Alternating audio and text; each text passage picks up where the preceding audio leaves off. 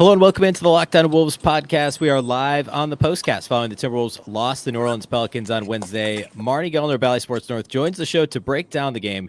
The Locked On Wolves POSTCAST starts right now. You are Locked On Wolves POSTCAST, part of Locked On Sports Minnesota. Your team every day.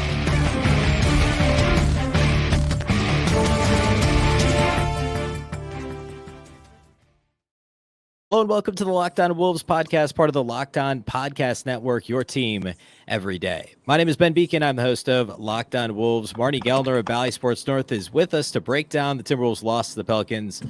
And Marney, this one was a ton of fun to watch. The Timberwolves led for most of the game. A fun Zion Williamson versus Anthony Edwards battle for most of the second half, really, especially down the stretch in the fourth quarter. But ultimately, the Timberwolves fell short to a really good Pelicans team. And a Pelicans team that has played a ton of clutch basketball. They've been in a lot of close games. They've been in overtime games. And, man, they made a couple of really big plays down the stretch. But as far as entertainment value goes, if you're just looking to be entertained, you don't really care who wins the basketball game, then this was a great game. If you're a diehard Wolves fans and you only care about the end result, then you are gutted after this one. Yeah, because, like we said, the Timberwolves led for most of it. And the Pelicans made a push. It was I think it was like middle end of the second quarter, and it kind of felt like, okay, they're going to kind of get control of this game because, they had Zion Williamson coming back healthy. They, for the most part, everything about this game, I think they were 6.5 point favorites at BetOnline heading into this. Like, the Timberwolves were clear underdogs. And the Pelicans, in the middle of the game, it looked like they were going to kind of, take things over, but the Wolves pushed back. They kind of held serve all the way until like the end of the third quarter, and then the Pelicans finally took a lead. I think it was their first lead of the game early in the fourth. The Wolves had led by as many as 11, but it was kind of like vacillating between 6 and 9 points for much of the game. So it was a ton of fun to watch, but disappointing in that the Wolves led for so much of it, and then ultimately, at the end, it was Zion Williamson with his career high performance. For me, I thought the most encouraging thing for the Timberwolves, if we're gonna start with a positive, was Jaden McDaniels' all-around performance in this game. Defensively, in the first half, he was great on Zion, and I thought all the way around, even on the offensive end, he was kind of doing the little things, involved in a lot of different areas in the game. I thought this was a really encouraging Jaden McDaniels performance. Yeah, because a lot of times we see him play a good defensive game, but he's giving the Wolves like 6 points and 2 rebounds or something in 30 minutes. And it's just not enough to balance out. But this is 7 consecutive games now that McDaniels has scored in double figures. He had 19 tonight. And yeah, he was not, it wasn't just the scoring, it's that he was involved in the offense. He was part of the offense. He was passing it or cutting, and just like, it was just an active offensive Jaden McDaniels. And he still had his value on the defensive end. So when he can bring you the offense that he did tonight and that he has over the last 7, that raises his value significantly, because there are always minutes for a guy who can play good defense at any level of basketball. There are minutes for a guy who can play good defense, but when you also hold your own on the offensive end, that is hugely valuable. So yeah, I agree, Ben. This was a really good Jaden McDaniels game. Yeah, you mentioned some of the other issues with his games so far this season when he's played well defensively. A lot of times it's kind of an empty box score otherwise. And he kind of stuffed the stat sheet, not in like a triple-double sort of way, but in a way that we don't typically see McDaniels do that. He had 7 boards in this game. In just 34 minutes, he was in a little bit of foul trouble. They had to try and, Ant guarded Zion down the stretch in part to try and conserve McDaniels because he was in a bit more foul trouble than Ant was. He finished with 5 fouls, McDaniels did. But 7 rebounds, 3 assists, 2 steals, a block, no turnovers. We don't often see McDaniels with a 7-rebound, 3-assist game and shooting 8 of 12 from the floor. So I thought this was actually one of his better games of the season. There were a couple early on where he played really well, but it's the best we've seen him play in a little while. So that was certainly encouraging. And, to do what he did against Zion in a game where Zion ultimately basically was the reason the Pelicans won this game, I thought was really impressive early on. Let's talk about the other reason, or one of the other, like if we're going to point at like one other thing in a 1-point game that was a huge deal, free throw battle. And the Pelicans missed a ton of free throws in this game. So on the one hand, it kept the Wolves in front for a while because the Pels missed, I think, 12 free throws in this game. And, it kept them from building a lead late because they missed so many free throws. On the other hand, they got to the line 43 times. The Wolves got to the line 32 times themselves. But the Wolves also had 6 technical fouls, a couple delay of games, and, I think at least 2 defensive 3 seconds in there, a flagrant foul. But still, the Pels were a plus 11 in free throw attempts, and the Wolves didn't help their cause with some silly technicals in the game either.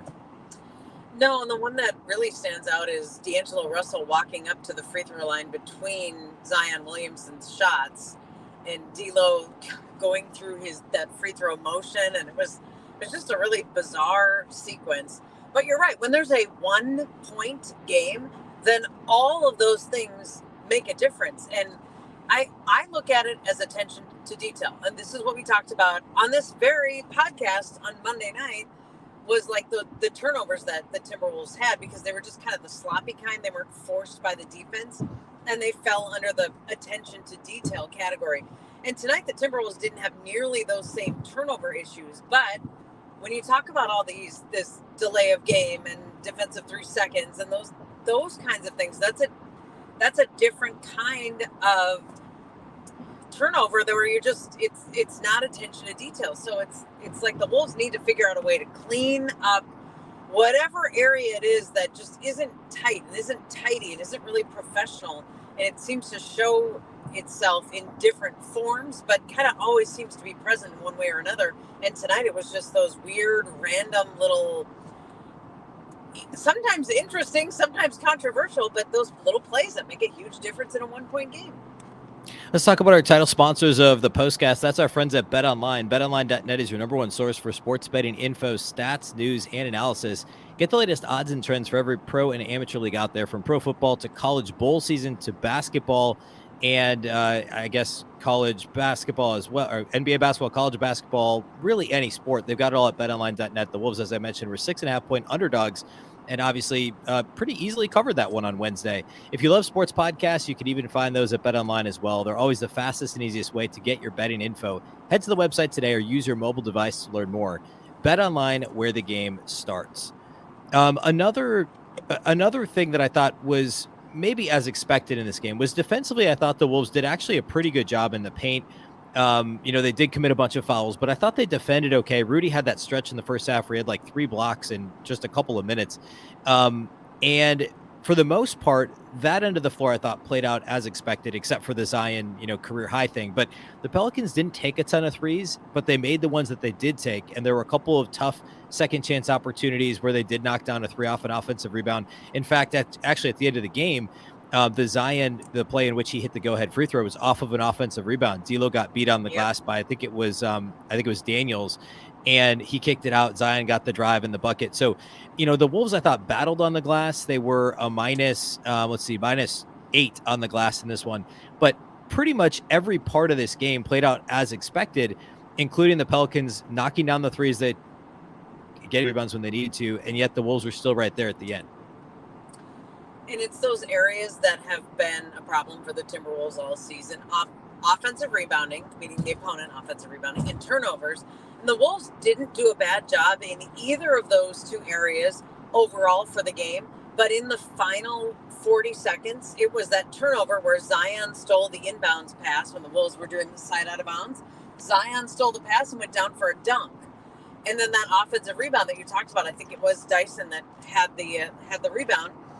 Offensive rebound, and gave the Pelicans that second chance opportunity. So even though the Wolves were not bad tonight in turning the ball over, we're not bad in giving up offensive rebounds. In the final 40 seconds, a turnover and an offensive rebound played a huge role in the Wolves not getting this win.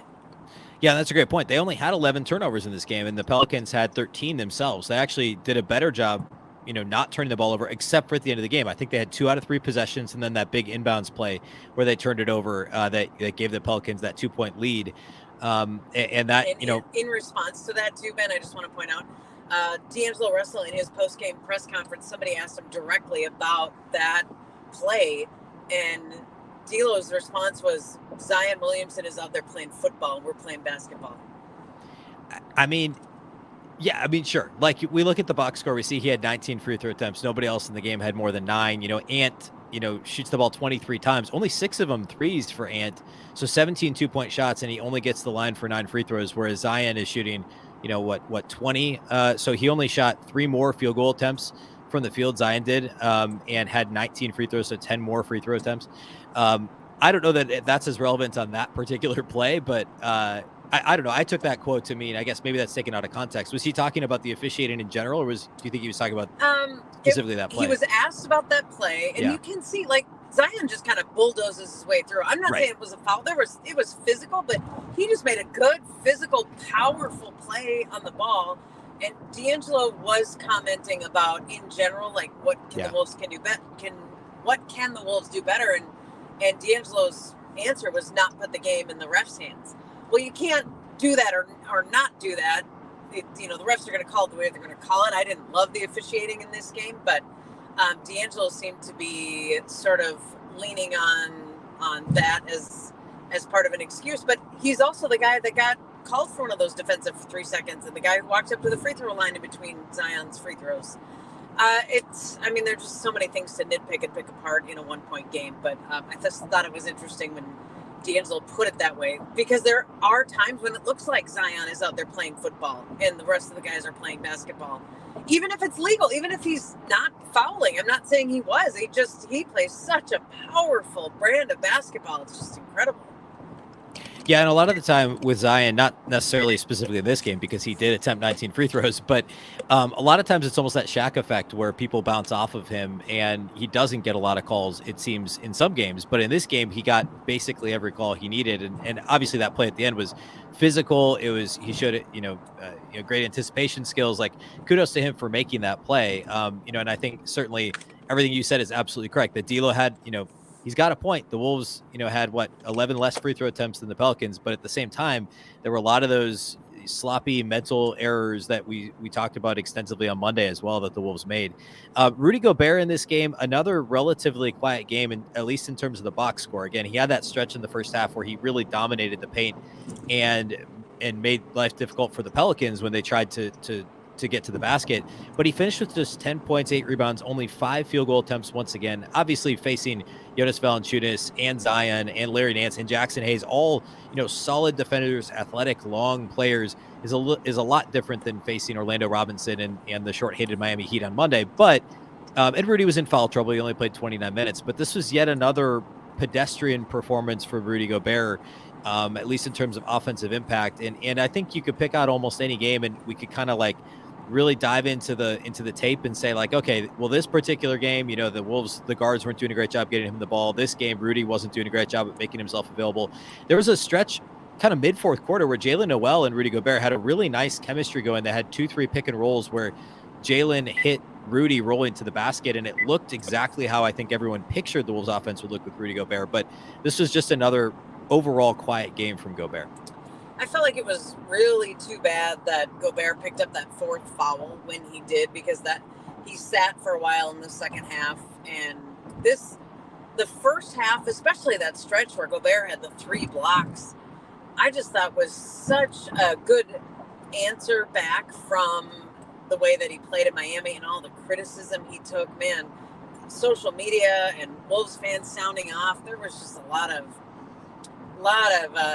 tough words for Gobert after that game in Miami. And I thought this was a nice answer back. But when you look at the final box score, it was a quiet night. And I feel like a lot of it was because he had to sit for so long with the foul trouble, and that he just he didn't get the shots up. He didn't get the offense going, but defensively he was fairly active. I mean, Zion had 10 points at halftime, and Rudy Gobert was part of the defense against Zion that was holding him down. I mean, 10 at half for Zion, that you're going to be happy with that. Okay, let's keep that up. Let's duplicate that. Well, then he had 33 in the second half.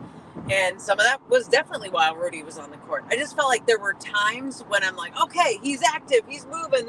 This was a great play. That was a great play. This is the Rudy we want to see, especially as an answer to the way he played in Miami. But overall, then, when you look at the whole picture and you look at it down the stretch, it's like, yeah, that wasn't enough again. And now the Timberwolves have to continue the road trip in Milwaukee on Friday. The Bucks have lost 4 straight, but I'm not sure that's really a good thing, as they could be seeing this, as Boston did last Friday, as a get-right opportunity against a Wolves team that, even though we feel like they played well against the Pelicans, and they played pretty well at times, during this 4-game losing streak, it's still their first 4-game losing streak of the season. And now they take on Milwaukee, who's, even with the 4 losses in a row, they're 22-12. It's a Milwaukee team that their last win actually came at the Pelicans a little over a week ago. So a difficult task on Friday, which is the front end of a back-to-back.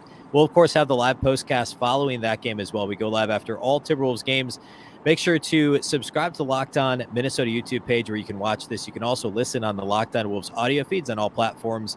A big thank you for listening. A big thank you for watching, and we'll catch you next time. We'll see you Friday after Wolves Bucks.